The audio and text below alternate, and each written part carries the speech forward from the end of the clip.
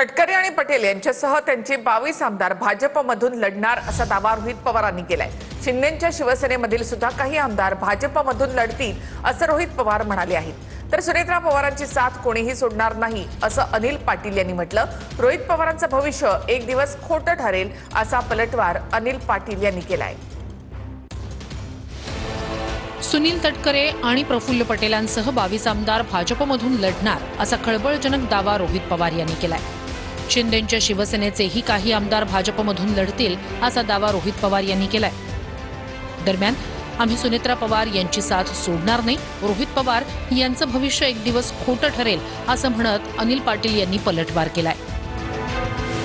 सुनील तटकरे असतील नाहीतर प्रफुल्ल पटेल असतील, काही झालं तरी भाजपमधूनच लढणार आहेत। उगाच आपण इथे टाइमपास करत बसायचं कशाला? त्यांचं ठरलेलं आहे ऑलरेडी, ते ठरलेत आणि 22 आमदारांचं ठरलेलं आहे। त्याच्याबरोबर एकनाथ शिंदे साहेबांच्या काही आमदारांचं ठरलेलं आहे। भाजपलीच ट्रॅप लावलेला आहे आणि त्या ट्रॅपमध्ये बरेच आमदार हे अडकलेले आहेत असं कुठेतरी लोकांची चर्चा आहे। घड्याळ पण आणि धनुष्यबाण पण दोन्ही मिळून 40 आहेत। विषय एवढाच आहे की लोक आहेत जी संपर्कात आहेत।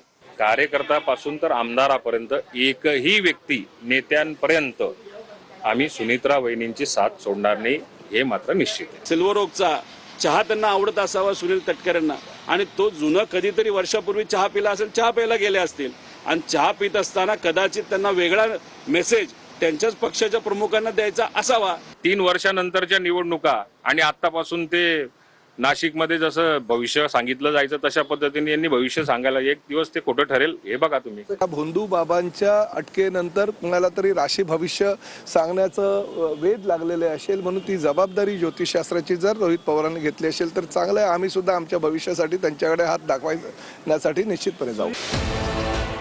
मावळचा आमदार भाजपमधूनच लढणार असा दावा रोहित पवार यांनी केला।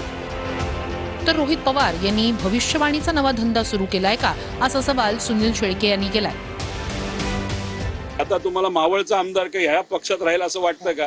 तो जाणार आहे भाजपमध्ये। अहो हे सगळं सगळ्यांना माहिती आहे। उगाच आपण पतंग उडवत मी किती प्रेमाचा, मग मिठी मारणं आणि रडून रडून किती वेळा रडणार? हे असे बेताल वक्तव्य करून काही साध्य होणार नाही। कोण कुठल्या पक्षात जाणारे, कोण कुठनं लढणारे, 2029ला हे जर कळायला लागलं असेल तर याचा अर्थ त्यांनी काय भविष्यवाणीचा नवीन धंदा खोललाय की काय? भाजप सोबत असणाऱ्या पक्षात आम्ही विलीन होणार नसल्याचंही रोहित पवार स्पष्ट म्हणाले की भाजपबरोबर जो पक्ष आहे त्यांच्यात जाऊन आम्ही विलीन होणं हे होणार नाही असं माझं तरी मत आहे। त्यामुळे उद्या जाऊन काही आमदार नाहीतर काही पक्ष उद्या येऊन म्हणाले की चला आम्हाला तुम्ही सामावून घ्या भाजपच्या विरोधात, लोकांच्या बाजूने, स्वीकारणार। राष्ट्रवादीचे प्रदेशाध्यक्ष आणि खासदार सुनील तटकरे यांनी सोमवारी रात्री शरद पवार यांची भेट घेतल्यानं राजकीय वर्तुळात चर्चांना उधाण आलं। मात्र पवारांसोबतची भेट केवळ तब्येतीची विचारपूस करण्यासाठी होती असं तटकरे यांनी स्पष्ट केलं। तब्येतीची विचारपूस करणं, सदिच्छा भेट देणं ही संस्कृती आहे, तेवढंच कारण त्याच्या पाठीमागे होतं। कुठलंही राजकीय कारण त्या भेटीच्या पाठीमागचा नाही। मला असं वाटतं की ज्या पद्धतीने आता चर्चा ह्या रंगतायत किंवा रंगवल्या जात आहेत याला काही एक प्रकारचा अर्थ नाही।